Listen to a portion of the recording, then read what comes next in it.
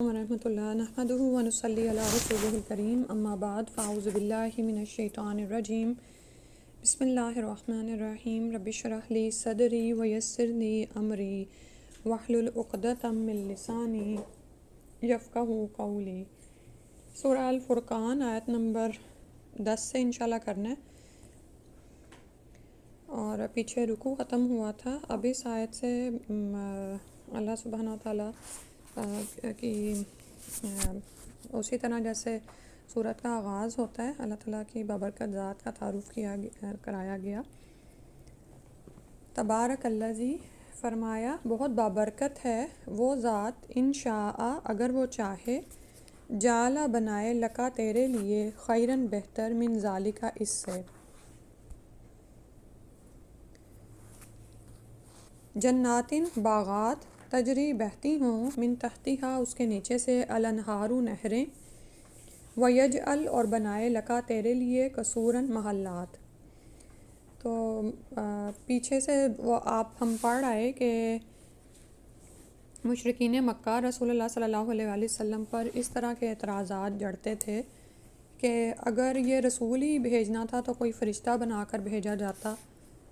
اور یہ کیسا رسول ہے کہ یہ کھانا کھاتا ہے، بازاروں میں چلتا پھرتا ہے، اور یہاں تو فرشتہ بنا دیا جاتا، یہاں پھر اس کے ساتھ فرشتہ ایک نگران کے طور پر کیوں نہیں اتارا گیا جو اس کے ساتھ رہتا اور لوگوں کو ڈرایا کرتا۔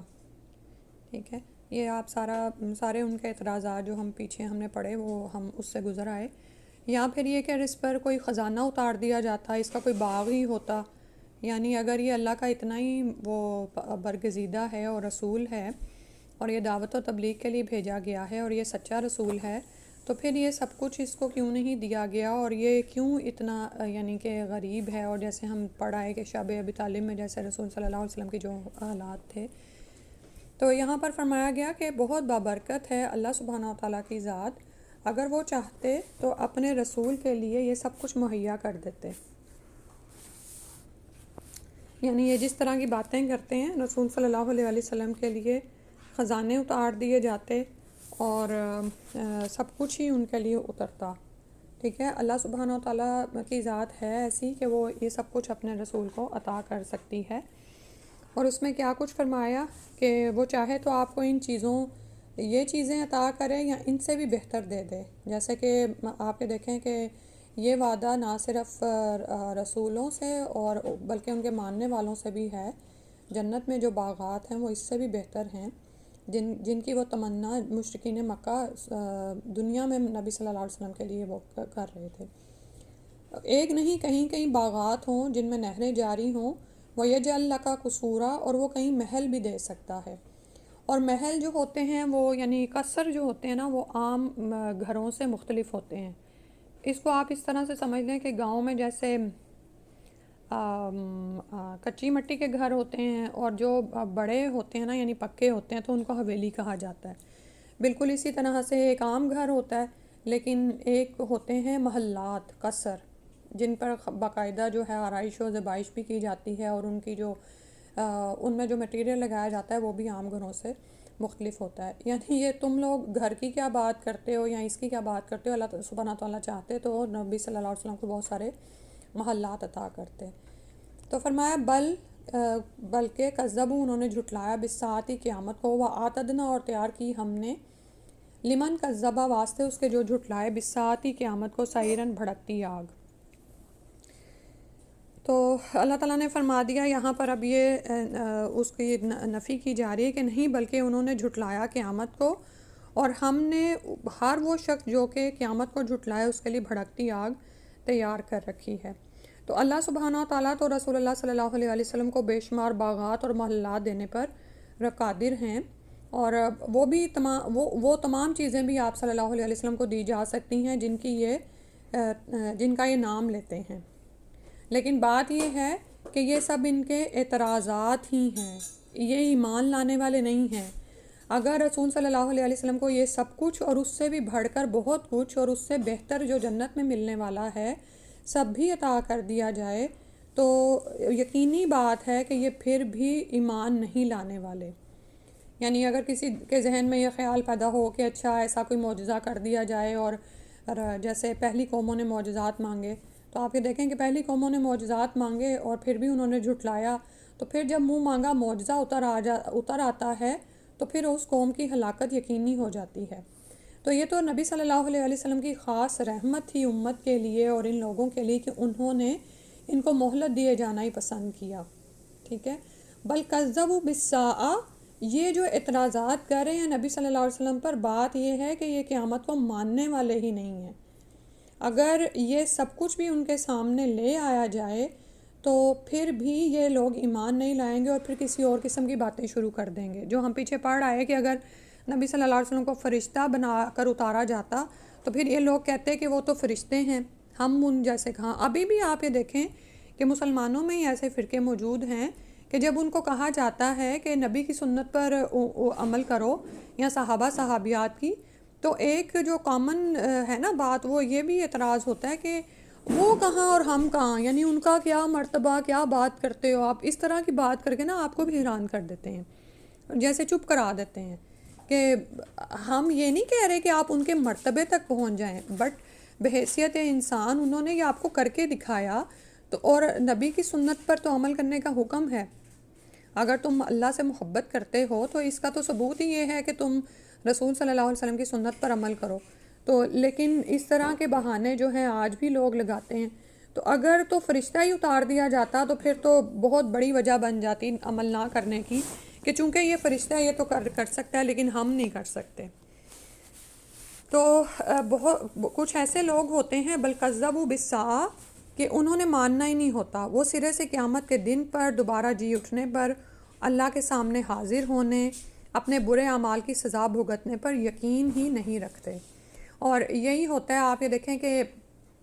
ایسا جو کردار ہے یہ بعض اوقات ہمارے بھی سامنے آتا ہے بحیثیت مربی کے۔ اگر آپ کسی جگہ پر ماں ہیں، کسی جگہ پر استاد ہیں، تو کچھ بچے بات ماننے کو تیار ہی نہیں ہوتے اور بہانے ان کے پاس بے شمار ہوتے ہیں، اعتراضات ان کے پاس بے شمار ہوتے ہیں، اور بعض اوقات وہ خود کو بہت بڑی چیز سمجھ رہے ہوتے ہیں، اور ہوتا بھی ہے ایسا کہ وہ ہو سکتا ہے، جیسے اب تو یہ چیز عام ہے کہ آپ کا کوئی بچہ یا آپ کا کوئی اسٹوڈنٹ آپ سے زیادہ ٹیکنالوجی جاننے والا ہو یا اس کے پاس دنیاوی علم بہت زیادہ ہو، تو پھر تو وہ بالکل ہی یعنی کہ حق کو تسلیم کرنے کو تیار نہیں ہوتا، اور اس کو یہ باتیں وہی اساطیر الاولین ہی لگتی ہیں، اور وہ یہی سمجھتا ہے کہ میری ماں یا میری ٹیچر تو پڑھی لکھی نہیں ہے، یہ مجھے کیا نصیحت کرے گی، ٹھیک ہے۔ ایسا کوئی وہ ہوتا ہے بچہ جو ماننے کو تیار نہیں ہے، اب وہ 100 طرح کے بہانے نکالے گا آپ کی بات نہ ماننے پر۔ تو یہ دراصل کٹ حجتیاں ہوتی ہیں جو کہ کوئی شخص کرتا ہے اور وہ اپنی ہی زندگی کا اپنے ہی اس کا نقصان کر رہا ہوتا ہے۔ اللہ تعالیٰ نے ان کا انجام فرما دیا اور تیار کر رکھا ہے ہم نے لمن کذبا، جو بھی جھٹلائے بالساعۃ قیامت کو، ٹھیک ہے، سعیرہ بھڑکتی آگ وہاں پر منتظر ہے، اور اس کا حال کیا ہے، اذا رأتہم، جب وہ دیکھے گی ان کو۔ اب یہ قیامت اس کے لیے جہنم کے لیے آ رہا ہے، تاپ سکون ہے مؤنث، یعنی کہ یہ اس کی جہنم کی ہے ضمیر، من سے مکانن، جگہ سے، بعیدن، دور کی، سمیعوں، وہ سنیں گے، لہا اس کو، تغیظاً، اس کو غضب غصے کی آواز، و زفیراً، اور جوش کی آوازیں۔ تو ذرا سوچو وہ دن جب وہاں پر یہ پہنچیں گے اور اپنے جھٹلانے کا انجام پائیں گے، تو جہنم کا یہ حال ہوگا کہ جب وہ دور سے اپنے شکار کو دیکھے گی تو یہ اس کے جوش و خروش کی آوازیں خود ہی سن لیں گے۔ استغفر اللہ۔ اور روزانہ ہم سورہ تبارک کی تلاوت کرتے ہیں نا،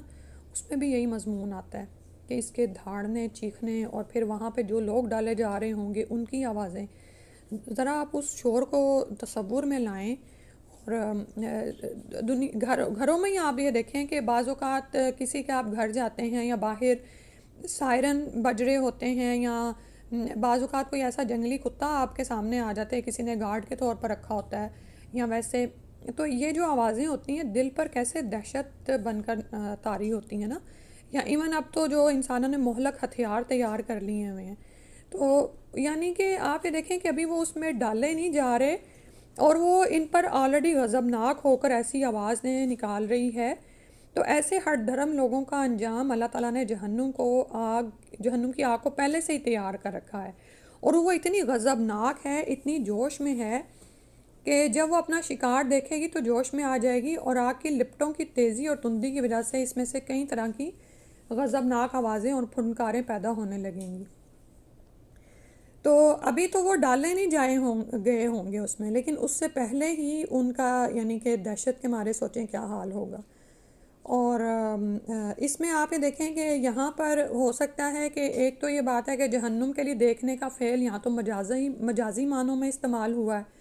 کہ اس کی آوازیں آ رہی ہیں اور وہ دیکھ رہی ہے ان کو، ٹھیک ہے، اور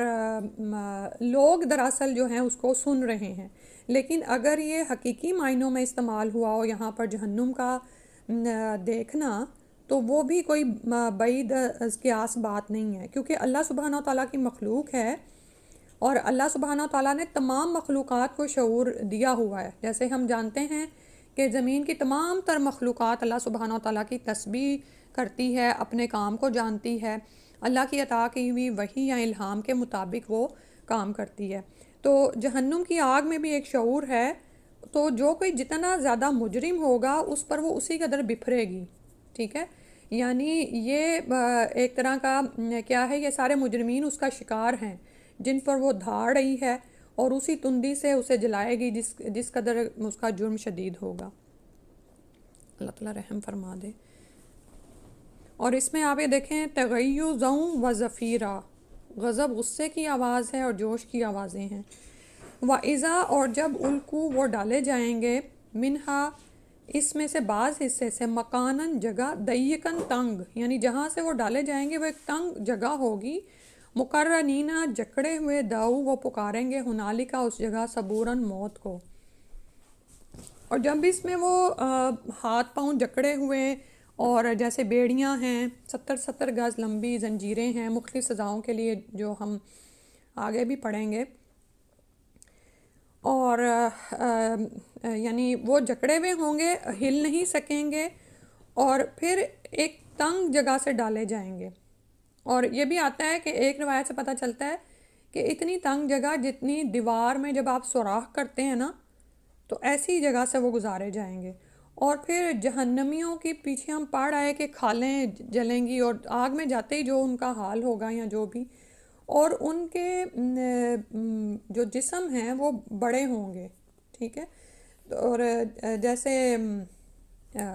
جنتیوں کے لیے بھی آتا ہے نا کہ عمریں جو ان سی ہیں ان کی بھی 30 سال کی ہوں گی، اور ان کا بھی جو ایک قد و قامت ہے بڑی ہوگی۔ تو اسی طرح یہاں پر کیا ہے کہ ایک تو یہ کہ ان کا سائز بہت زیادہ ہے، پھر یہ کہ یعنی عام جو سائز ہو سکتا ہے وہ بہت کم پتلے ہو کے مرے ہوں دنیا میں، لیکن وہاں پر تو جو ان کو سائز عطا کیا جائے گا۔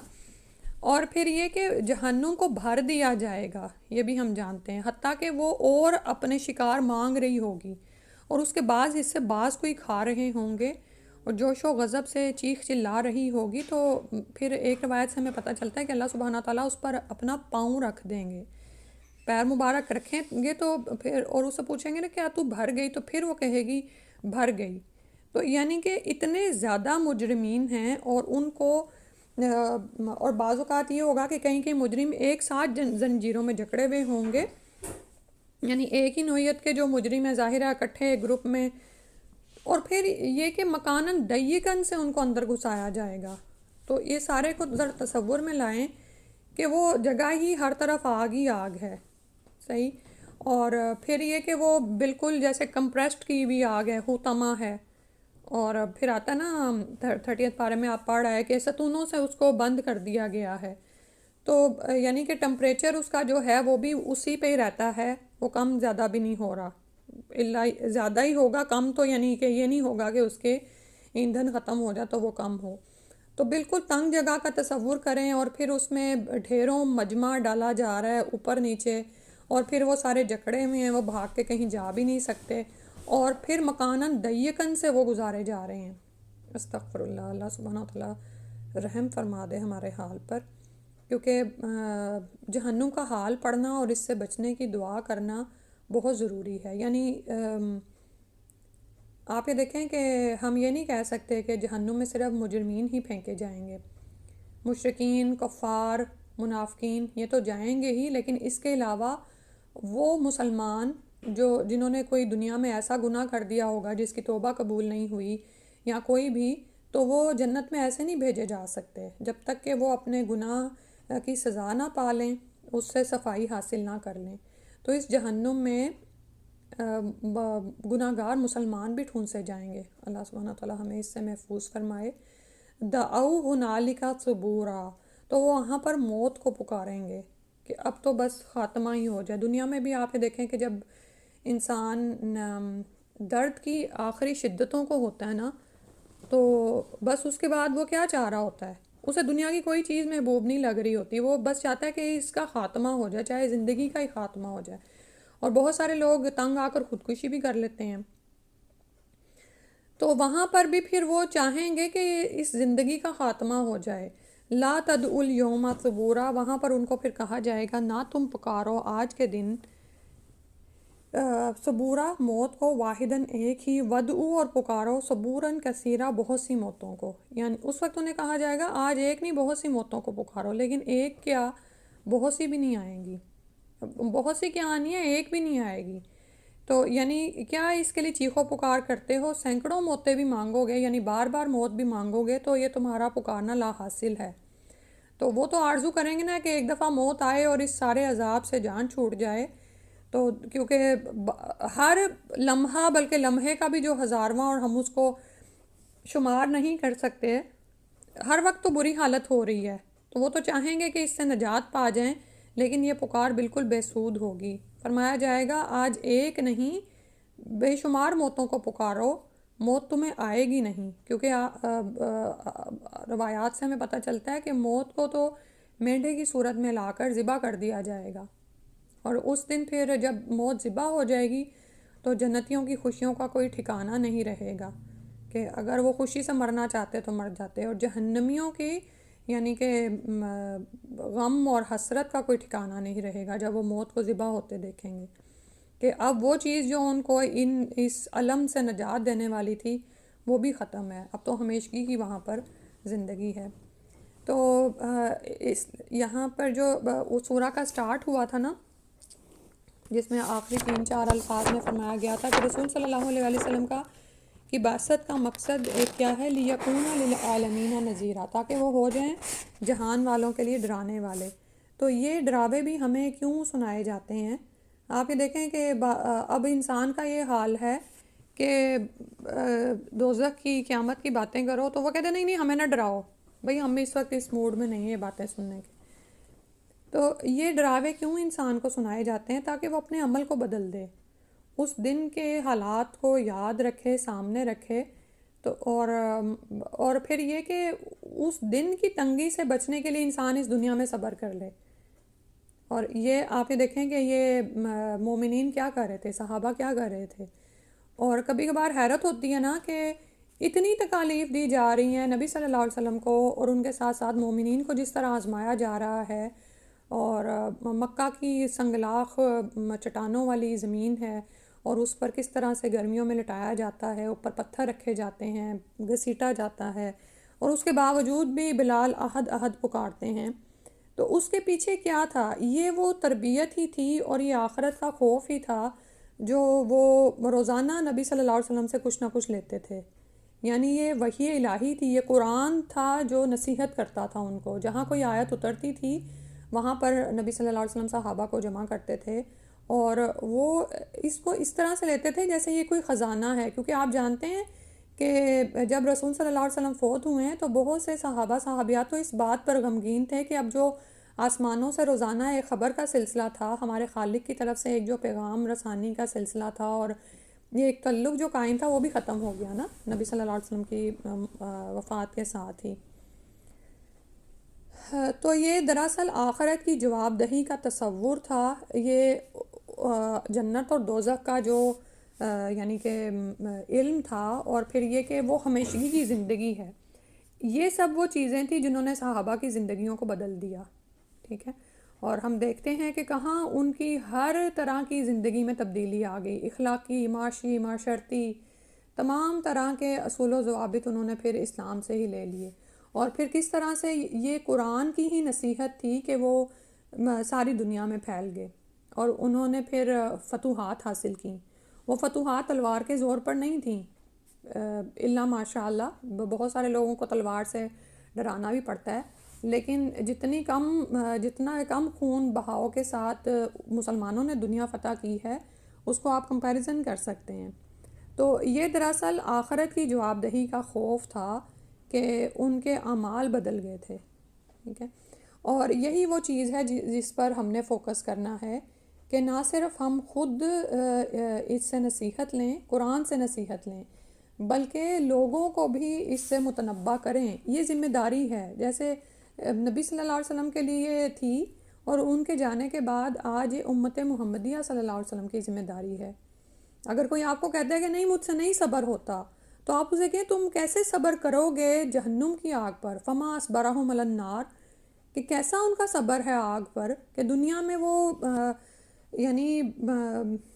وقتی فائدوں کے لیے، وقتی مفادات کے لیے جھوٹ بول رہے ہیں، دھوکے دے رہے ہیں، لوگوں کے حقوق غصب کر رہے ہیں، اور یہ سوچے بغیر کہ اللہ دیکھ بھی نہیں رہا کیا ان کو، یعنی کہ ان کی پکڑ نہیں ہوگی. تو یہ کیا ہے سب کچھ؟ یہ آخرت سے بے خوفی ہے، علم نہ ہونا، ایمان میں نقص ہونا کہ ہاں جب وہ آئے گی تو دیکھی جائے گی، اس وقت تو دنیا کے فائدے سمیٹ لیں. پھر اگلی آیت میں فرمایا کل کہہ دیجئے ازالکا، کیا یہ خیرن بہتر ہے، ام یا جنت الخلدی، یا باغ ہمیشہ کے، اللہ وہ جو وعیدہ وعدہ کیے گئے، المتقون متقی لوگوں سے، کانت ہے لہم ان کے لیے جزان بدلہ، ومسیرن اور پلٹنے کی جگہ. تو ایک وہ انجام بتایا جو اوپر آیا ہے، ٹھیک ہے، جو صبر کا، استقامت کا انجام ہے. اس میں وہ ساری ابھی جو آپ کے سامنے میں نے دہرائیں کہ ایک طرف مشرکین مکہ ہیں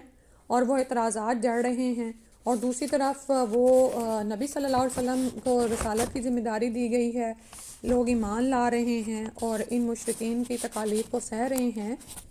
تو پھر دیکھ لو پھر ان کا انجام کیا ہے، مشرکین مکہ کا کیا انجام ہونے والا ہے، اور اس کے برعکس جو انجام کہ کہہ دیجئے کیا یہ بہتر ہے کہ دنیاوی فائدے سمیٹ لو اور آخرت میں پھر ہمیشہ کے لیے بھڑکتی ہوئی آگ ہے جس کو تم کہتے ہو کہ آئے گی تو دیکھی جائے گی، یا وہ جنتیں، وہ باغات جن کا متقین سے وعدہ کیا گیا ہے، ہمیشگی کے ہیں وہ بھی. یعنی دنیا میں تو کتنا بھی سمیٹ لو گے تو ہمیشگی کا نہیں ہے، ختم ہو جائے گا، ایک صبر کرنے کی دیر ہے نا، اور وہ آج ہوتا نہیں ہے انسانوں سے. اس کی طرف انسان کو لایا جائے، یہ وعدے اس کو یاد کرا کے. تو اور پھر یہ کہ یہ سب کچھ واقعہ ہو کر رہے گا، تو اپنی اس زندگی کے لیے تیاری کر لو. اور پھر اس وعدے کا ذکر آیا ہے وہاں پر، ربنا آتنا ما وعدتنا، ربنا آتنا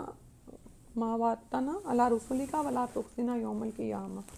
ٹھیک ہے، کہ ہمیں وہ عطا کر دے یا رب العالمین جس کا تو نے رسولوں کے ذریعے وعدہ کیا ہے، اور قیامت کے دن ہمیں رسوا نہ کرنا. تو یہ وعدہ وہاں پر متقین کے ساتھ پورا کر دیا جائے گا، جنت الخلد ان کو عطا کر دی جائے گی. اور آپ یہ دیکھیں کہ یہ کیسا ہی بدلہ ہے اور کیسے ہی پلٹنے کی جگہ ہے. تو اب یہاں پر دونوں کا جو ہے وہ انجام بتا دیا گیا، اور دنیا میں وہ جو کر رہے ہیں وہ بھی سامنے لایا گیا، اور ہمارے لیے یعنی چوائس ہے کہ جو بھی ان دونوں میں سے پسند کر لو راہ. پھر فرمایا لہم ان کے لیے فیہا اس میں ما جو یشاؤون وہ چاہیں گے، خالدین ہمیشہ رہنے والے. وہاں پر ان کو وہ سب کچھ ملے گا جو وہ چاہیں گے، اور وہ ہمیشہ اس میں رہیں گے. سبحان اللہ. یعنی اب یہ ایک اپروچ ہے جو بتا دی گئی، لیکن آپ یہ دیکھیں کہ دنیا میں آ کر انسان اس کو بھول گیا. ہم یہ سمجھتے ہیں کہ ہم دنیا میں ہی اپنا من کا حاصل کر لیں، اور ساری عمر ایک غافل انسان اسی کے پیچھے لگا رہتا ہے کہ میں اپنی من پسند خواہش کا گھر حاصل کر لوں، من پسند خواہش کے میرے پاس متاع ہو، بیوی ہو، ازواج ہوں میرے پاس، اور بچے ہوں، ہر چیز میری پسند کی ہو، اور ہمیشگی کی بھی خواہش ہوتی ہے انسان کو. لیکن یہ چیزیں دنیا کے لیے نہیں ہیں، یہ بہت بڑا دھوکہ ہے جس میں انسان پڑا ہوا ہے. یہ تو دراصل آخرت میں ہے. آج تم دنیا میں رب کی مان لو تو پھر تم وہاں پر وہ عطا کیے جاؤ گے ما یشاؤون جو وہ چاہیں گے، خالدین، اور وہاں کی نعمتیں ہمیشہ رہنے والی ہیں. کانا علی ربی کا ہے یہ اوپر تیرے رب کے، وعدن مسئولا، یعنی ایک ایسا وعدہ ہے جو سوال کیا گیا، مطالبہ کیا گیا، یعنی یہ اللہ کے ذمے ایک وعدہ ہے جو پورا ہونا ہی ہونا ہے، ٹھیک ہے. جیسے ابھی آپ کو بتایا کہ مسلمانوں کو یہ دعا سکھائی گئی نا کہ ربنا آتنا ما وعدتنا علی رسولک. تو اور اللہ تعالیٰ سے انسان دعا مانگتا رہے کہ اللہ سبحانہ تعالیٰ یہ عطا کر دے ہمیں. تو یہاں پر وہی ہمارے سامنے ایک کمپیریزن رکھ دیا گیا ہے کہ ایک دنیا ہے جس کی نعمتیں ہیں تو جلدی ملنے والی ہیں، اس کے فائدے جلد حاصل ہونے والے ہیں، لیکن یہ ابدی نہیں ہے، ٹھیک ہے. اور جو اس دنیا کی نعمتوں کو دنیا کے لیے ہی حاصل کرے گا اس کے لیے آخرت میں کوئی حصہ نہیں ہے، ٹھیک ہے. اور دوسرا بتا دیا گیا کہ جو شخص اس دنیا کی نعمتوں کو اپنی آخرت کے لیے استعمال کرے گا اس کو دنیا کا بھی حصہ ملے گا اور آخرت کا بھی ملے گا، ٹھیک ہے. یہ بڑا یعنی کہ آپ یہ دیکھیں کہ یہ دراصل اصل حقیقت ہے. اللہ سبحانہ تعالیٰ نے ہمیں دنیا کی نعمتوں سے متمتع ہونے سے روکا نہیں ہے، لیکن کچھ شرعی حدود لگا دی ہیں. ہم آزاد نہیں ہیں، ہمیں ان حدودوں کی کی پابندی کرنی ہے، ان حدوں کے اندر رہنا ہے، ٹھیک ہے. پھر اگر ان حدوں کے اندر اگر آپ کو مرسیڈیز بھی مل جاتی ہے، بڑے بڑے محلات بھی ملتے ہیں، لیکن آپ ان کو آخرت کے لیے استعمال کر رہے ہیں اور اللہ تعالیٰ کے شکر گزار ہیں، تو پھر وہ نعمتیں دنیا میں بھی نقصان دہ نہیں ہیں، بلکہ ایسی نعمتوں کا دوام ہو جائے گا. یہ مومن کو پھر متقی کو جنت میں بھی ملیں گی. لیکن جو شخص اس دنیا کی نعمتوں کو دنیا میں استعمال کرتا رہا، اللہ سے دور کا دور چلتا چلا گیا، تو کیا ہوگا؟ ان نعمتوں کا اختتام ہو جائے گا، اور پھر جب وہ وہاں پر اٹھے گا تو وہاں پر اس کے لیے من پسند راحتیں نہیں ہوں گی، من پسند نعمتیں نہیں ہوں گی، بلکہ الٹا عذاب ہوگا جو دائمی ہوگا، ٹھیک ہے. تو یہ انسان کی چوائس ہے کہ وہ اللہ سے کیا حاصل کر لے. پھر فرمایا وہ یوما، اور جس دن یحشرہم، وہ جمع کرے گا ان کو، وما یعبدون، اور جن کی وہ عبادت کرتے ہیں، من دون اللہ، اللہ کے علاوہ، فیقولو، تو وہ کہے گا، انتم، کیا تم نے، اضللتم، گمراہ کیا تم نے، عبادی، میرے بندوں کو، ہاؤلائی، ان کو، ام ہم، یا وہ، ضلوا السبیل، وہ بھٹک گئے تھے راستے سے. تو یہ قیامت کے دن کا یہ احوال ہے، اور دراصل انذار ہے، ڈرایا جا رہا ہے کہ سوچو وہ دن جب اللہ سبحانہ تعالیٰ ان سب کو اکٹھا کرے گا، یعنی جو عبادت کرنے والے ہیں، وما یعبدون من دون اللہ، اور وہ تمام جن کی اللہ کے علاوہ عبادت کی جاتی ہے، ٹھیک ہے. اور یہاں پر چونکہ اللہ سبحانہ تعالیٰ پھر ان سے پوچھ رہے ہیں، تو پہلے کانٹیکسٹ میں تو وہی کہ ان سے مراد وہ ہیں جو کہ جن کے اندر جان ہے، ٹھیک ہے.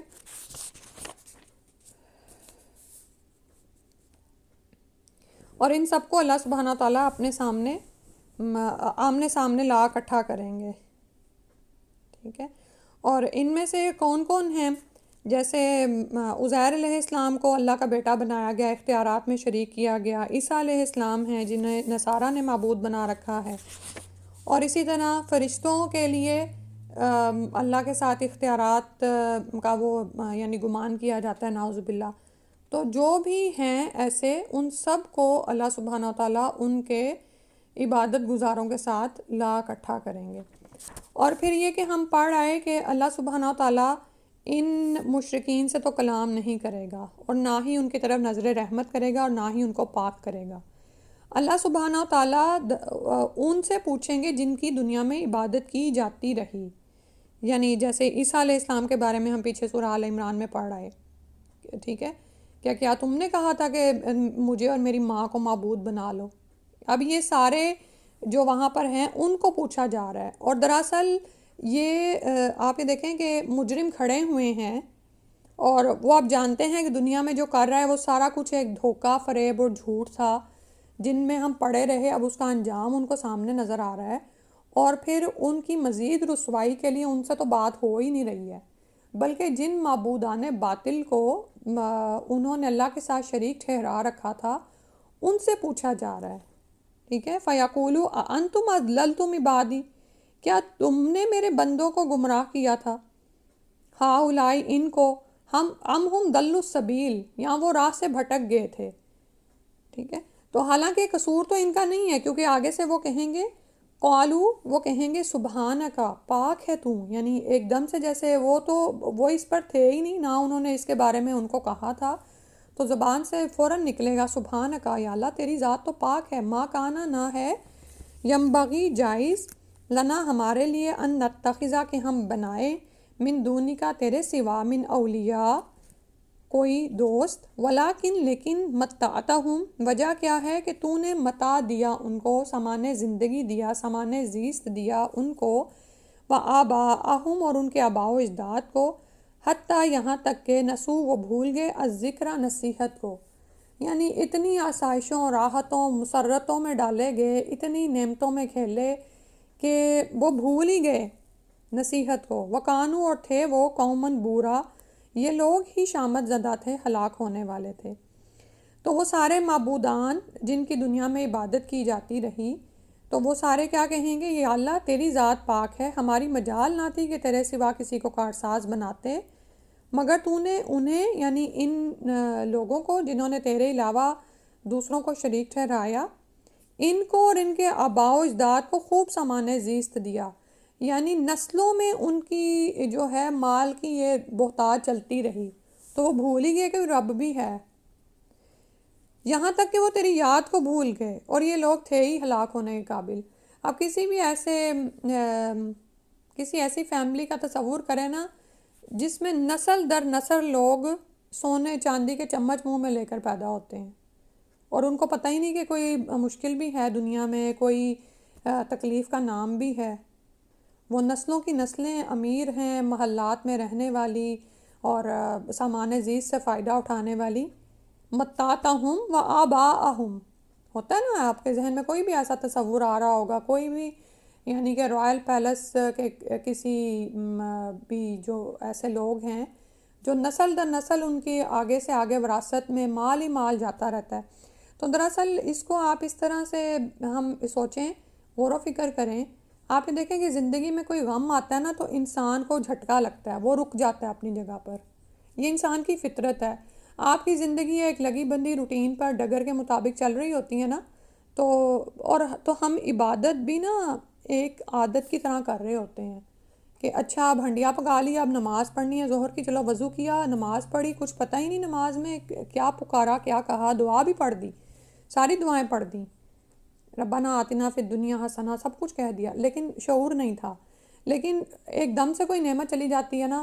کوئی تکلیف آتی ہے، جان کی آتی ہے، مال کی آتی ہے، اولاد کی طرف آتی ہے، کوئی بھی آزمائش آتی ہے، تو ہم اپنا حال دیکھا کریں کیسے ہم اللہ سے جڑتے ہیں کہ یا اللہ تو بس نکال دے اس سے، ہوتا ہے نا ایسے۔ تو وہ یعنی ایک لگی بندی روٹین میں ایک رکاوٹ آتی ہے اور انسان پلٹتا ہے رب کی طرف، اور عموماً بھی انسانی فطرت کیا ہے کہ کوئی مصیبت آئے نا تو انسان چونک جاتا ہے کہ میں نے نا کوئی غلطی کر دی ہے، یعنی ایک عام مومن کا معاملہ یہی ہوتا ہے، جو ہماری نفسیات ہے عموماً جو بنی ہوئی ہے، اور پھر وہ یہ بھی سوچ رہا ہوتا ہے کہ اللہ تعالیٰ مجھ سے ناراض ہو گئے ہیں، میری نعمت مجھ سے چلی گئی ہے، ٹھیک ہے، تو کیا ہوتا ہے کہ اس کو وہ واپسی کا سفر کرتا ہے۔ لیکن دوسری طرف آپ یہ دیکھیں کہ جب آپ آسائشوں میں کھیل رہے ہوتے ہیں، نعمتیں ہی نعمتیں حاصل ہو رہی ہیں، بچے الگ بلند سے بلند مقام حاصل کرتے چلے جا رہے ہیں، ان کی اولادیں آگے ہو رہی ہیں، ساری خواہشات آپ کی پوری ہو رہی ہیں، تو انسان کی نا فطرت ہے کہ وہ نا وہ آپ نے لوگوں کے منہ سے بھی سنا ہوگا کہ پتہ نہیں میری فلاں نیکی کام آ گئی، مجھے یہ اور یہ بھی مل رہا ہے، انسان اپنے آپ پر ہی وہ متکبر ہو جاتا ہے، اپنی ہی نیکیوں پر کہ دیکھا میں یہ کام کرتی ہوں تو مجھے یہ سب کچھ ہی عطا ہے اور اللہ نے یہ بند نہیں کیا، دوسرے لوگوں کو دیکھو اللہ تعالیٰ کیسے آزما رہے ہیں۔ تو ہوتا کیا ہے کہ انسان بعض اوقات اس میں آگے پڑھ کے وہ سمجھتا ہے کہ اللہ مجھ سے اتنا راضی ہے، حتیٰ نسو ذکر، کہ وہ نصیحت کو ہی بھول جاتا ہے، کیونکہ قیامت بھی آنی ہے، یا یہ کہ یہ مجھے جو نعمتیں مل رہی ہیں یہ بھی اللہ کی آزمائش ہیں کہ میں اس میں اللہ کے ساتھ اپنا تعلق کیسے جوڑے رکھتی ہوں، ٹھیک ہے۔ مصیبت آتی ہے نا تو اس کو تو ہم آزمائش سمجھتے ہیں اور اس میں اللہ کے ساتھ بہت زیادہ جڑتے ہیں، لیکن نعمت ملنے پہ بھی دیکھا کریں کہ کیا ہم اس کو بھی آزمائش سمجھتے ہیں۔ حالانکہ صحابہ کا تو یہی انداز تھا، کیونکہ ابھی ہم نے جیسے شروع میں ہی صحابہ کرام کی ہی بات کی کہ کیا چیز تھی، زندگیاں بدل گئی تھیں، کیوں دنیا کی مصیبتوں پر وہ راضی ہو گئے تھے، کیوں شب ابھی تعلیم میں پتے کھانے پر مجبور ہیں؟ آپ کبھی بھوک میں اندازہ کریں کہ کبھی آپ کو ایسی کبھی بھوک لگی ہو، ایک لمحے کو ہم سے صبر نہیں ہوتا، اور اگر اس بھوک میں ہم سے کوئی کچھ مانگ لے تو ہم تو دینے کو تیار نہیں ہوتے، کیونکہ ہمیں تو خود بھوک لگی ہوئی ہے۔ روزے میں آپ دیکھ لیں کیا ہمارا حال ہوتا ہے، ٹھیک ہے؟ تو ہم میں سے ہر انسان ایسا کسی نہ کسی فیز میں آزمایا جاتا ہے، کبھی خوف میں آزمایا جا رہا ہوتا ہے، کبھی بھوک میں۔ تو اب صحابہ کرام پر یہ ساری آزمائشیں آ رہی تھیں، اور دوسری طرف نعمتیں بھی موجود تھیں۔ نبی صلی اللہ علیہ وسلم کے لیے اتنی ساری آفرز تھیں، اور باقی مسلمانوں کے لیے بھی۔ آپ ہجرت کو ہی یاد کر لیں کہ ہجرت کر کے جا رہے ہیں تو پیچھے سے یہ دھمکی دی جاتی تھی، پتہ تھا کہ پیچھے سے نہ تو جائیدادیں اپنی رہیں گی، نہ مال و متاع رہے گا۔ تو اور پھر کیا کرتے تھے کچھ صحابہ کو، تو کہتے کہ پھر جو کچھ تم نے کمایا ہے نا وہ اس شہر سے کمایا، یہاں چھوڑ کے جاؤ۔ انہیں کوئی پرواہ نہیں تھی۔ مصعب بن عمیر کو دیکھ لیں، اتنے مالدار وہ مکے کے جوان تھے، لیکن جب ایمان لائے ہیں تو کس طرح ان کو بھوک کی آزمائش سے گزارا گیا، اور یہ سب کچھ۔ اور اسی طرح عمار بن یاسر ہیں اور ان کی فیملی ہیں، سمیہ رضی اللہ عنہا ہیں۔ تو حیرت ہوتی ہے نا کہ کیوں اتنا صبر اور اتنی استقامت، اتنی پامردی؟ وہ کیا تھی، وہ کیا بات تھی کہ آخرت پر ایمان آ گیا تھا، اس پر یقین آ گیا تھا، اور اللہ تعالیٰ سے ایک تعلق جو تھا وہ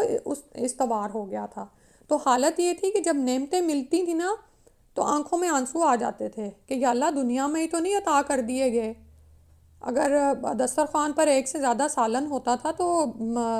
ان پرانے صحابہ کو یاد کرتے تھے جو ایسی حالت میں فوت ہوئے کہ کفنانے کو یعنی کفن بھی نہیں تھا۔ ایسے بھی صحابہ ہیں۔ اب مصعب بن عمیر کی جیسے بات ہو رہی تھی، تو ایسی ایسی چادروں میں کفنائے گئے کہ اگر سر ڈھکتے تو پاؤں کھل جاتے تھے، پاؤں ڈھکتے تو سر کھل جاتا تھا۔ تو اور پھر جب ان کے پاس نعمتیں آئی ہیں اور یہ سب کچھ ان کو عطا ہوا ہے، پھر بھی ان کے تعلق اللہ سے نہیں ٹوٹے، کیونکہ ہم آپ میں سے ہم سب جانتے ہیں عبد الرحمن بن عوف ہیں، اور بھی کتنے مالدار لوگ ہیں، عثمان رضی اللہ عنہ ہیں، کہ اور بہت سارے ایسے صحابہ ہیں کہ ان کی کتنی کتنی وراثتیں تھیں جو وہ چھوڑ کر گئے ہیں، لیکن جب ان کے پاس مال آیا تو وہ اپنی اصل حقیقت کو نہیں بھول گئے۔ عمر رضی اللہ عنہ کا کیا معاملہ تھا؟ امیر المومنین ہیں، آدھی دنیا ان کے قبضے میں آتی چلی جا رہی ہے، روز فتوحات کے دروازے کھل رہے ہیں، مال غنیمت ہے کہ وہ بیت المال میں بھرے کا بھرا ہی جا رہے ہیں، اور حتیٰ کہ عمر رضی اللہ عنہ کو یہ ہوا کہ اب مجاہدین میں یہ مال بٹنا بند ہو جائے، کیونکہ آگے جو لوگ ایمان لائیں گے، اس مسلمان ہوں گے، ان پر یہ مال لگانا پڑے گا، ٹھیک ہے؟ تو بیت المال میں مال سٹور بھی کیا جانے لگا، اتنا بے شمار مال ہے، لیکن حالت کیا ہے کہ جب فاتح ہوئے ہیں تو خود زمین پر ہیں، اور غلام جو ہے وہ سواری پر سوار ہے، اور اگر کوئی ان کو تقویٰ کا کہتا تو فوراً اپنا گال زمین سے لگا دیتے، اور پھر بھی اس بات پر وہ تھے پریشان کہ اگر آسمان سے ندا آئے کہ زمین پر صرف ایک شخص کی بخشش نہیں ہوئی تو میں اپنے آپ کو ہی تصور کروں گا، ٹھیک ہے؟ پھر اتنا کچھ خلافت میں کرنے کے باوجود بھی کہتے ہیں کہ اگر میں برابر سرابر بھی چھٹ گیا تو میں سمجھوں گا کہ کامیاب ہو گیا، یعنی اپنی جو انہوں نے یعنی کام کیا تھا اس پہ کوئی ان کی وہ نہیں تھی، تکبر نہیں تھا۔ تو یہ صورتحال ہوتی ہے کہ جب نعمتیں ملیں تو مومن کا رویہ کیا ہوتا ہے، وہ کیا کرتا ہے۔ اور نبی صلی اللہ علیہ وسلم کی اپنی زندگی دیکھ لیں کہ اختیاری فقر تھا، انہوں نے ایک دن پیٹ بھرنا اور ایک دن جو ہے بھوکے پیٹ رہنا پسند کیا اپنے لیے، کیونکہ یہ جو آسائشیں ہوتی ہیں نا یہ انسان کو رب بلا دیتی ہیں۔ وَلَٰكِن مَتَّعْتَهُمْ وَآبَاءَهُمْ حَتَّىٰ نَسُوا الذِّكْرَ، نصیحت ہی انسان بھول جاتا ہے۔ تو پھر ایسے بھولے ہوئے لوگ کہاں سے راہ پائیں گے؟ ان کا انجام کیا ہے؟ وَكَانُوا قَوْمًا بُورًا، یہ تو ہلاک ہی ہونے والے ہیں۔ جب متکبر بن کے کفر اور عصیان پر انسان تل جائے تو پھر اس کا انجام ہلاکت اور بربادی ہے، جس کی صورت پیچھے جہنم کی صورت میں ابھی ہم نے پڑھی۔ فقط تو تحقیق کذبوکم جھٹلایا تم نے، کذبوکم انہوں نے جھٹلایا تم کو، بما تقولون بوجہ اس کے جو تم کہتے ہو، فما تو نہیں تستطیعون تم استطاعت رکھتے صرفاً پھیرنے کی عذاب کو، ولا نصراً اور نہ ہی مدد کی۔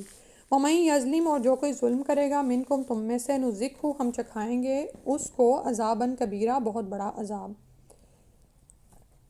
تو اے کافرو، جو کچھ تم آج کہتے ہو وہ اس دن تمہارے معبود تمہیں جھٹلا دیں گے. ٹھیک ہے، یعنی ابھی بات کیا ہو رہی تھی پچھلی آیات میں، اس کو پھر سے دہرا لیں کہ اللہ سبحانہ تعالیٰ قیامت کے دن وہ معبود جن کی اللہ کے ساتھ عبادت کی جاتی رہی اور وہ عبادت گزار جو ان کی عبادت کرتے رہے، ان کو آمنے سامنے اکٹھا کریں گے، اور اللہ سبحانہ تعالیٰ مجرمین سے کلام نہیں کریں گے. مجرم یعنی وہ عبادت گزار جنہوں نے اللہ کے ساتھ شریک ٹھہرایا، اللہ کو چھوڑ کر دوسروں کی عبادت کی، تو اللہ تعالیٰ ان سے کلام نہیں کریں گے، بلکہ وہ معبودان جن کو اللہ کے ساتھ شریک ٹھہرایا جاتا رہا ان کو کہہ رہے ہیں. ٹھیک ہے، کہ کیا تم نے ان کو گمراہ کر دیا تھا. اب وہ آگے سے کہہ دیں گے سبحانک ما کان ینبغی لنا ان نتخذ من دونک من اولیاء، یہ ان کا جواب ہوگا. تو اب ان مجرمین سے فرمایا جائے گا تو تحقیق وہ تو تمہیں جھٹلا چکے، انہوں نے تو تمہاری عبادت سے وہ تمہاری عبادت سے بری و ذمہ ہو گئے، انہوں نے تو ایسا نہیں کہا تھا، بما تقولون، جو تم کہتے ہو. تو وہ اب ان کا مجرمین کا حال کیا ہوگا کہ جب ان کے معبودان ہی ان کو جھٹلا دیں گے تو اس دن نہ تو وہ عذاب کو خود سے ٹال سکیں گے، کیونکہ معبود برحق تو ایک ہی ہے جس کو انہوں نے معبود برحق دنیا میں سمجھا ہی نہیں، جیسی اس کی عبادت مطلوب تھی ویسی تو کی ہی نہیں. تو اس کے علاوہ وہ مدد کہاں سے پائیں گے؟ عذاب کو کون ٹالے اللہ کے علاوہ؟ تو نہ تو وہ لوگ عذاب کو اپنے اوپر سے ٹال سکیں گے اور نہ ہی ان کو کہیں سے مدد مل سکے گی. ٹھیک ہے، کیونکہ آج یہ دیکھیں دنیا میں یہ لوگ کیا کہتے ہیں کہ اگر قیامت ہوئی بھی تو یہ تمہارے معبود تمہارے وہاں کام آ جائیں گے، ایسے ہی دھوکوں میں ڈالا ہوتا ہے نا. آخر یہ مرے ہوئے بزرگوں کی نسل در نسل عبادت کیسے ہو جاتی ہے؟ ٹھیک ہے، حالانکہ وہ بیچارے بزرگ تو گزر گئے، اپنی قبروں میں پڑے ہیں، اور بہت سے ایسے موحدین ہیں کہ جو بیچارے ساری عمر توحید کی دعوت دیتے رہے. پاک و ہند میں بے شمار ایسے اولیاء اللہ گزرے ہیں کہ جو اللہ کی طرف بلاتے رہے، اللہ کی وحدانیت کی طرف بلاتے رہے، لیکن وہ بیچارے مرے تو لوگوں نے ان کی قبروں کو ہی وہ بنا لیا، درگاہ بنا لیا، اور انہی لوگوں کو سجدے کرنے لگے، یہ سمجھے جانے بغیر کہ وہ تو خود مخلوق تھے، مر گئے، نہ وہ اپنے نفع کے ذمہ دار تھے نہ نقصان کے، جو ہم پیچھے پڑھ آئے ہیں. اور لیکن لوگوں نے ایسے توہمات نسل در نسل منتقل کر دیے کہ تم فلاں پیر بزرگ جو اپنے زمانے میں بہت اللہ کا پہنچا ہوا ولی اللہ تھا، اس کا دامن تھام لو تو وہ تمہیں شفاعت کر کے بچا لیں گے. اور لوگوں نے کیا کیا، اللہ کو چھوڑ کر انہی پیروں فقیروں کے ہی دم کے ہو گئے. یہ سوچا ہی نہ کہ ان پیروں فقیروں کی تعلیمات کیا تھیں، انہوں نے کس طرح بلایا تھا، کیونکہ انہوں نے نہیں کہا تھا ہماری عبادت کرنا. فقط کذبوکم، وہ تو جھٹلا دیں گے ان کو، بما تقولون، جیسے انہوں نے اوہام اور ظن و گمان رکھے ہوئے ہیں کہ قیامت والے دن یہ ہمارے کام آئیں گے، ہمیں اللہ کے عذاب سے چھڑا لیں گے. ان کی مدد پر بھروسے پر ہی انہوں نے اپنی نمازوں کو بھی فوت کرتے رہے کہ چلو بس اس پہ، بلکہ حرام مال کما کے اس حرام مال کو پاک کرنے کے لیے درگاہوں پہ لوگ بھیجتے رہتے ہیں کہ چلو آخرت کا بھی سامان ہو گیا اور دنیا کے مزے بھی لوٹ لیے. تو جن کی مدد پر ان کو بھروسہ تھا وہ تو وہاں پر اعلانیہ برات کا اظہار کر دیں گے، وہ تو جھٹلا دیں گے کہ ہم نے تم سے کب کہا تھا کہ تم ہماری عبادت کرنا. تو معبودان تو سارے بری و ذمہ ہو جائیں گے، تو سارا بوجھ ان عبادت کرنے والوں پر پڑ جائے گا، لیکن ان کے لیے عذاب کو ٹالنے کی کوئی رہائی کی صورت نہیں ہوگی، وہ مدد نہ اب کہیں سے حاصل کر سکیں گے. تو اللہ تعالیٰ نے یہاں پر ایک کلیہ سب کے لیے بتا دیا، وَمَن یظلم منکم، جو کوئی بھی تم میں سے ظلم کرے گا. ظلم کا لفظ دراصل عدل کی ضد ہے، اور اس کا اطلاق ہر بے انصافی کی بات اور غیر معقول بات پر ہو سکتا ہے. ٹھیک ہے، اور ظلم جیسے آپ پڑھ رہے کہ یہاں آگے پڑھیں گے ان الشرک لظلم عظیم، کہ بے شک شرک بہت بڑا ظلم ہے، اور ظلم قیامت والے دن ظلمات اندھیروں کی شکل میں ہوگا. تو اللہ کے حق میں کمی کرنا، یعنی اللہ تمام تر اختیارات کا مالک ہے، صرف رب ہی الہ ہے، اس کے ساتھ کوئی بھی اس کی صفات، اسماء، افعال، کسی بھی چیز میں اس کے ساتھ کوئی بھی شریک نہیں ہے، نہ اس کے اختیارات میں کوئی شریک ہے. تو یہ سب سے بڑا اس کا حق ہے کہ اسی کی عبادت کی جائے، اسی کو معبود تصور کیا جائے. تو جب کسی کو کسی کا حق نہ دیا جائے اس کو ظلم کہتے ہیں. تو سب سے بڑھ کر تو یہی کہ شرک جو ہے ظلم ہے. اس کے علاوہ نبی کی دعوت کو جھٹلانا، ٹھیک ہے، یعنی یہ بھی ناانصافی کی بات ہے کہ وہ حق بات بتا رہا ہے اور وہ اپنا کوئی مفاد نہیں ہے اس میں، وہ اللہ کا پیغمبر ہے، اس کو آپ جھٹلا دو. پھر اسلام کی راہ سے رکنا اور دوسروں کو روکنا، یعنی ہر انسان دنیا میں آزاد پیدا کیا گیا ہے لیکن اس کو سیدھے راستے سے ہی روک دیا جائے، اس میں مختلف روڑے اٹکائے جائیں. اور پھر یہ کہ جو حق کو مان لے ان کو اذیتیں پہنچانا، یہ سب کچھ ظلم کی شکلیں ہیں. یعنی ان سے پوچھا جاتا ہے نا کہ کیا تم ہمیں اس بات پر اذیت دیتے ہو کہ ہم ایک اللہ پر ایمان لے آئے؟ حیرت ہے کہ ایک حق بات کو ہم نے تسلیم کیا اور ہم اس کی طرف تمہیں بلاتے ہیں تو تم ہمیں مصیبتیں پہنچاتے ہو. اور اسی طرح مومنین کو پریشان کرنا، ان کا مذاق اڑانا. اور پھر جیسے شرک کی بات ہو گئی کہ بتوں کی یا دوسرے معبودان کی عبادت کرنا یا انہیں حاجت کے لیے پکارنا، ان کو اللہ تعالیٰ کے ساتھ اختیارات میں شریک سمجھنا کہ یہ ہمیں قیامت والے دن ہمارے لیے شفاعت کریں گے، اور اصل دین سے ہٹ جانا، آخرت کے عذاب و ثواب سے انکار کرنا، سب ظلم کی قسمیں ہیں اور ان کاموں کا ارتکاب کرنے والے سب ظالم ہیں. ان سب کے لیے ایک ہی بات فرما دی گئی، وَمَن يَظْلِم مِّنكُمْ، جو بھی کرے گا، جو بھی، چاہے وہ نام کا مسلمان ہی ہو، لا الہ الا اللہ ہی پڑھا ہو، وَمَن يَظْلِم مِّنكُمْ نُذِقْهُ عَذَابًا كَبِيرًا، ایسے شخص کو اللہ سبحانہ تعالیٰ بہت بڑا عذاب چکھائیں گے. اور آخری آیت ہے 18ویں پارے کی الحمدللہ. وما، اور نہیں، ارسلنا بھیجا ہم نے قبل کا آپ سے پہلے من المرسلین رسولوں میں سے، الا مگر انہم بے شک تھے وہ، لیأکلون الطعام، البتہ کھانا کھاتے تھے، ضرور وہ کھانا ہی کھاتے تھے. سبحان اللہ. یعنی اللہ تعالیٰ نے فرما دیا وہ انسان ہی تھے، وہ کھانا کھاتے تھے. وَيَمْشُونَ، اور وہ چلتے تھے، فی الاسواق، سوق کی جمع بازاروں میں، یعنی ان کو کھانا کھانے کی حاجت لگی ہوئی تھی، بازاروں میں وہ جاتے تھے. بازاروں میں انسان کیوں جاتا ہے؟ گروسری کے لیے، انسان کی ضروریات وہاں پہ رکھی ہوئی ہوتی ہیں. وجعلنا، اور بنایا ہم نے بعدکم، تم میں سے بعض کو، لبادن، بعض کے لیے فتنہ آزمائش بنا دیا. اتصبرون، سوال کیا جا رہا ہے کیا تم صبر کرو گے؟ وکان ربک بصیرا، اور ہے تمہارا رب خوب دیکھنے والا. تو اب یہ جو ان کی فرمائش تھی نا، اور پھر یہ کہ اس طرح کی اعتراضات کرتے تھے کہ یہ کیسا رسول ہے، کھاتا پیتا ہے اور بازاروں میں چلتا ہے. اللہ تعالیٰ نے فرمایا کہ اے نبی صلی اللہ علیہ وسلم، ہم نے آپ سے پہلے جتنے بھی رسول بھیجے وہ سب کھانا کھاتے تھے اور بازاروں میں چلتے پھرتے تھے. اب بات کیا ہے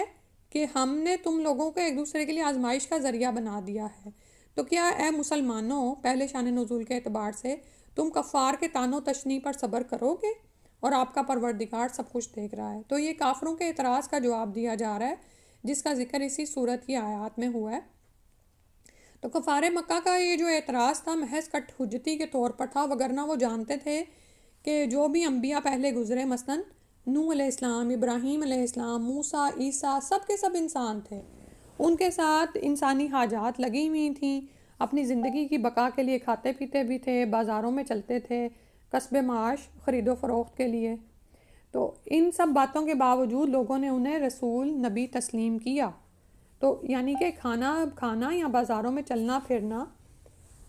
بزرگی یا نبوت کے منافی نہیں ہے. ٹھیک ہے، تو پھر اب نبی صلی اللہ علیہ وسلم پر ہی ان کا یہ اعتراض کیوں ہے، جب یہ جانتے ہیں کہ پہلے بھی انبیاء انسان ہی تھے، وہ بھی کھانا کھاتے تھے اور بازاروں میں چلتے تھے.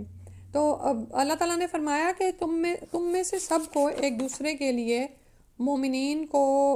کافروں کے لیے، کافروں کو مومنین کے لیے، سب کو ایک دوسرے کے لیے فتنہ بنا دیا ہے. یعنی اللہ تعالیٰ اپنا رسول بھیج کر سب لوگوں کو آزمائش میں ڈالتے ہیں، ہر ایک کی خوب جانچ پڑتال ہوتی ہے. ایمان لانے والوں کو بھی آزمایا جاتا ہے، کافروں کو بھی آزمایا جاتا ہے، اور ایمان لانے والوں میں سے سب سے بڑی آزمائش تو خود رسولوں کی ہوتی ہے. جیسے آپ صلی اللہ علیہ وسلم نے فرمایا نا، اس میں آتا ہے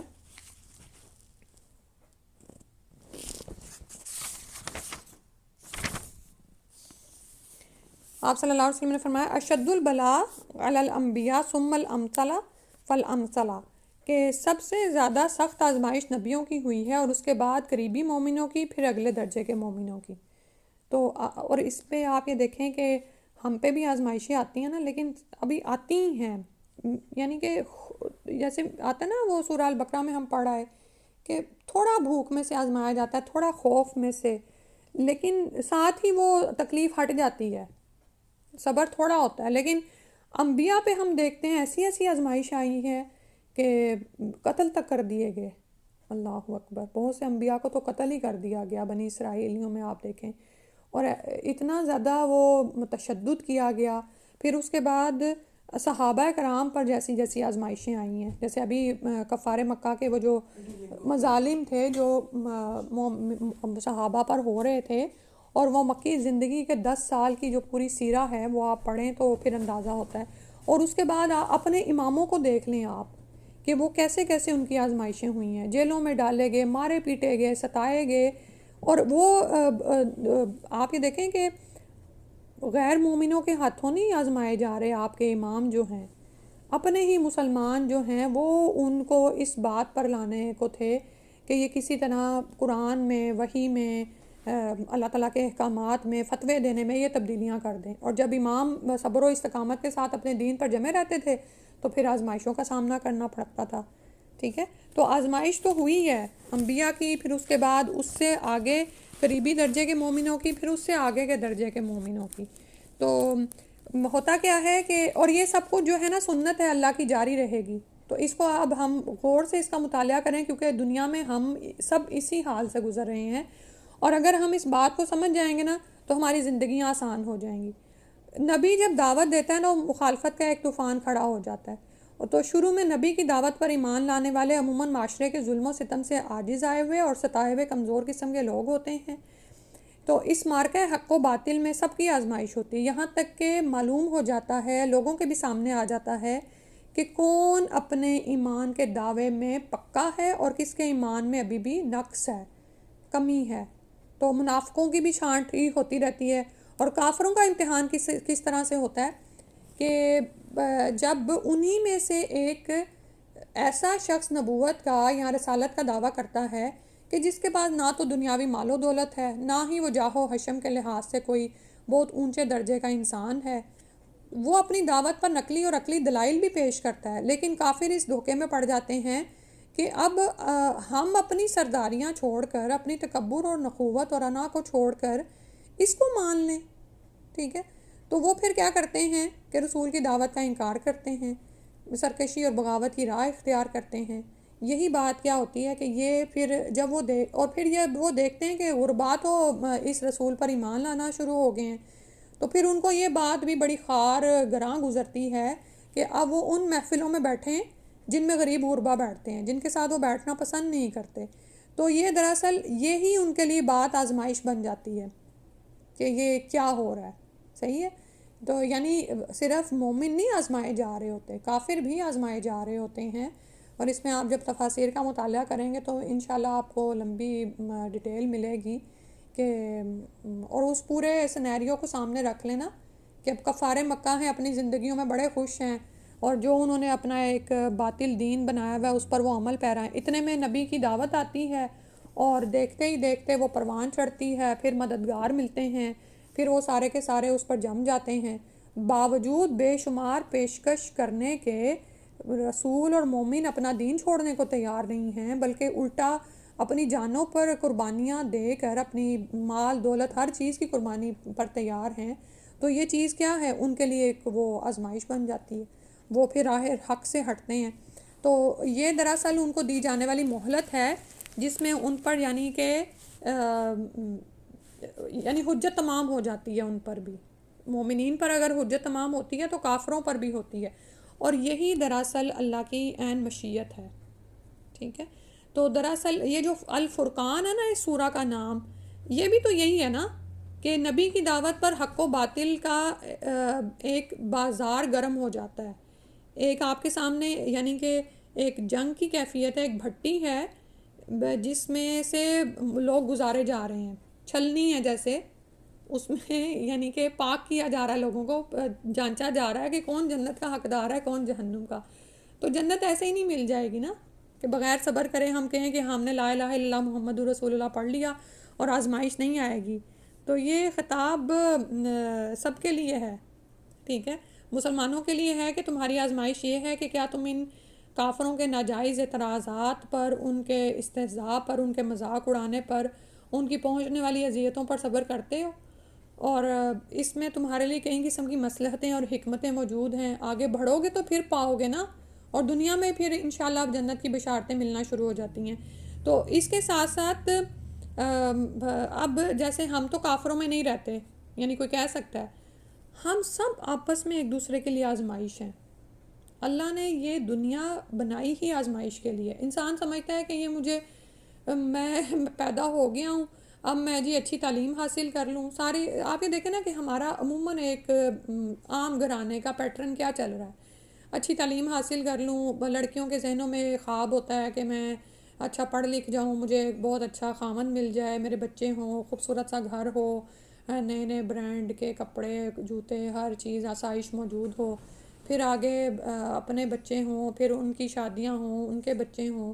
یعنی ساری زندگی انسان یہی تانے بانے بنتا رہتا ہے. دوسری طرف لڑکوں کا بھی یہی حال ہے، اچھی تعلیم حاصل کر جائیں، اچھا کیریئر بن جائے. انسان بھولا ہوا ہے کہ یہ تو آزمائش کی جگہ ہے، اصل تو مقصد حیات کیا ہے، وہاں پر اصلی ابدی جنتوں کو پانا ہے. ٹھیک ہے، تو اب جو تو اس سوچ کے ساتھ پروان چڑھتا ہے کہ دنیا ہی دنیا ہے سب کچھ، تو پھر کیا ہوتا ہے اس کی زندگی میں جب کوئی آزمائش آتی ہے نا اور اس کو روکا جاتا ہے، یعنی رکاوٹیں آتی ہیں اس کی زندگی میں اور اس کو روک آ جاتی ہے اپنی زندگی کی من پسند چیزوں کو پانے میں، تو وہ پھر سٹنڈ ہو کے کھڑا ہو جاتا ہے. بعض اوقات اللہ سے شاکی ہو جاتا ہے، دین پر تھوڑا بہت جو عمل پیرا ہوتا ہے وہ بھی جاتا رہتا ہے. ٹھیک ہے، کیونکہ اس کا ویژن ہی کلیئر نہیں ہے، اس کو پتہ ہی نہیں ہے کہ دنیا میں تو یہ ہونا ہی ہونا ہے. دنیا کوئی یعنی کہ پھولوں کا بستر نہیں ہے، یہ تو کانٹوں کا گھر بھی ہے. یہاں پر تو کیا ہے، وَجَعَلْنَا بَعْضَكُمْ لِبَعْضٍ فِتْنَةً، اپنے ہی ازواج آزمائش بن جاتے ہیں، اپنی ہی اولادیں آزمائش ہیں تمہارے لیے. فرمایا گیا مال تمہارے لیے خیر، حالانکہ اس سے ہم بھلائیاں حاصل کرتے ہیں، لیکن وہ بھی کیا ہے، آزمائش ہے. یہ اتنا اہم کلیہ ہے جس کو ہم سمجھ جائیں تو ہمارے پاس مال آئے بھی تو ہم بے چین اور تھڑ دلے نہ ہو جائیں، اور اگر ہم سے مال جائے بھی تو ہم شاکی نہ ہوں. صحیح ہے. اور اگر کبھی ہم پر ہمارے ہی ازواج، ہمارے ہی گھر والوں کی طرف سے مصیبتیں بھی آئیں تو ہمیں یہ بات یاد رہے اتصبرون، کہ اس پر کیا کرنا ہے، صبر کرنا ہے.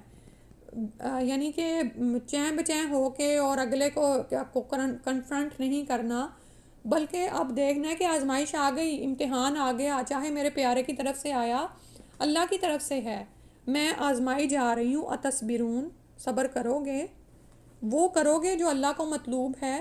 اور صبر دراصل کیا ہے، اپنے آپ کو روک لینا، نفس کے بے لگام گھوڑے کو قابو میں کر لینا، زبان کو ان باتوں پر نہ کھولنا جس پہ اللہ تعالیٰ ناراض ہوتے ہیں، ہاتھوں کو اس طرف نہ چلانا، پیروں سے اس طرف نہ چل کے جانا جس پر اللہ تعالیٰ ناراض ہوتے ہیں. ٹھیک ہے، اور یہ صبر کتنے عرصے کے لیے، تھوڑے ہی عرصے کے لیے ہے، لیکن بس وہ ایک پردہ پڑا ہے نا آنکھوں پہ کہ ہمیں فوری ملنے والے فائدے نظر آ رہے ہوتے ہیں کہ نہیں آج ہی میں بھی اپنا حق حاصل کر لوں. ٹھیک ہے، تو اس سے ہم نے باہر آنا ہے جس دھوکے میں ہمیں شیطان نے ڈالا ہوا ہے کہ اگر کسی کی طرف سے کوئی آزمائش آتی ہے تو ہم فوراً ہی بہت ہی زیادہ منفی بھی ہو جاتے ہیں، اس کی ساری نیکیاں بھلائیاں، اس کی طرف سے پہنچنے والے فائدے بھول جاتے ہیں اور صبر کا دامن فوراً ہاتھ سے چھوڑتے ہیں. یہ نہیں کرنا انشاءاللہ، کیونکہ اللہ تعالیٰ پوچھ رہے ہیں نا کیا تم صبر کرو گے، یعنی یہ تمام جو چیزیں آئیں گی اس پر رک جاؤ گے، تھام لو گے خود کو، ان جنتوں کی خواہش میں جو ہمیشہ کی ہیں، وہاں کی نعمتیں ہمیشہ کی ہیں، وہ اپنا ویژن کلیئر کرو، اس کے لیے تیاری کے لیے دنیا میں بھیجے گئے ہو. اور پھر تمہاری تسلی کے لیے کیا، وَكَانَ رَبُّكَ بَصِيرًا، اور ہے تمہارا رب بہت دیکھنے والا، سب کچھ دیکھ رہا ہے. وہ کافروں کو بھی دیکھ رہا ہے اور تمہیں بھی دیکھ رہا ہے.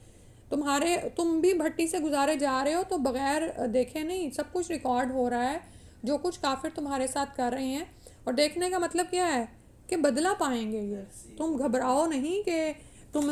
محروم کر دیے جاؤ گے یا اللہ کو تمہاری چھوٹی چھوٹی نیکی نہیں پتہ چلی، یا دل میں آپ یہ دیکھیں کہ بعض اوقات فریق مخالف کو نہیں پتہ چلتا کہ آپ نے اس کی بات پر کتنا صبر کیا ہے. ہوتا ہے نا کہ کوئی شخص آپ کو بلا وجہ ہی بہت ہی زیادہ تنگ کر دیتا ہے لیکن آپ خود پر برداشت کر جاتے ہیں، اور وہ فریق کو نہیں پتہ چلتا کہ آپ کس تھکن کی کیفیت میں تھے اور آپ کس غصے کی حالت میں تھے، لیکن اس کے باوجود آپ نے کسی کے تانے کو پی لیا، کسی کے غصے کو برداشت کر لیا. اللہ جانتا ہے، وَكَانَ رَبُّكَ بَصِيرًا، اللہ سبحانہ تعالیٰ کو سب کچھ پتہ ہے، اور وہ پھر ظاہر ہے کیا مطلب ہے اس کا کہ وہ تمہیں عطا کر دے گا اس کا بدلہ. ٹھیک ہے، اللہ سبحانہ تعالیٰ ہمیں اس صبر کی توفیق عطا فرما دیں. یہ وتواصوا بالحق وتواصوا بالصبر جو ہے نا، یہ بہت ہی اہم چیز ہے. اور پھر یہ کہ پیچھے جو گزرا نا کہ حتیٰ نسوا ذکر، کہ انسان بعض اوقات نعمتوں میں ایسے پڑتا ہے کہ وہ نصیحت کو بھول جاتا ہے. تو اپنے ارد گرد والوں کی خبر رکھیں، ان کو نصیحت کریں، ان کو صبر کی طرف ابھاریں. اور کیونکہ ہمیں خود بھی اس کی ضرورت پڑتی رہتی ہے. ٹھیک ہے، یہ جو سورہ عصر کے بارے میں فرمایا گیا نا کہ یہ صرف ایک یہی آیت اتار دی جاتی تو کافی ہو جاتی نوع انسانی کو، تو اس میں بھی کیا ہے، استقامت ہی ہے نا، کہ خود بھی جمے رہو اور ایک دوسرے کو بھی اس پر کرو. انہی آیات کی تلاوت اب انشاءاللہ سن لیتے ہیں. اللہ سبحانہ تعالیٰ عمل کی توفیق عطا فرما دیں اور قبول کر لیں. آمین. بسم الله الرحمن الرحيم. تبارك الذي إن شاء جعل لك خيرا من ذلك جنات تجري من تحتها الأنهار ويجعل لك قصورا بل كذبوا بالساعة وأعتدنا لمن كذب بالساعة سعيرا إذا رأتهم من مكان بعيد سمعوا لها تغيظا وزفيرا وإذا ألقوا منها مكانا ضيقا مقرنين دعوا هنالك ثبورا لا تدعوا اليوم ثبورا واحدا وادعوا ثبورا كثيرا قل أذلك خير أم جنة الخلد التي وعد المتقون كانت لهم جزاء ومصيرا لهم فيها ما يشاءون خالدين كان على ربك وعدا مسئولا ويوم يحشرهم وما يعبدون من دون الله فيقول أأنتم أضللتم عبادي هؤلاء أم هم ضلوا السبيل قالوا سبحانك ما كان ينبغي لنا أن نتخذ من دونك من أولياء ولكن متعتهم وآباءهم حتى نسوا الذكر وكانوا قوما بورا فقد كذبوكم بما تقولون فما تستطيعون صرفا ولا نصرا ومن يظلم منكم نذقه عذابا كبيرا وما أرسلنا قبلك من المرسلين إلا إنهم ليأكلون الطعام ويمشون في الأسواق وجعلنا بعضكم لبعض فتنة أتصبرون وكان ربك بصيرا. سبحانک اللہم و بحمدک اشہد ان لا الہ الا انت استغفرک و اتوب الیک. اللہ کا احسان ہے 18واں سپارہ ہو گیا ہے. سب پہ سجدہ شکر واجب ہے، کریں. ٹھیک ہے انشاءاللہ. سبحانک اللہم و بحمدک اشہد ان لا الہ الا انت استغفرک و اتوب الیک. السلام علیکم و رحمۃ اللہ.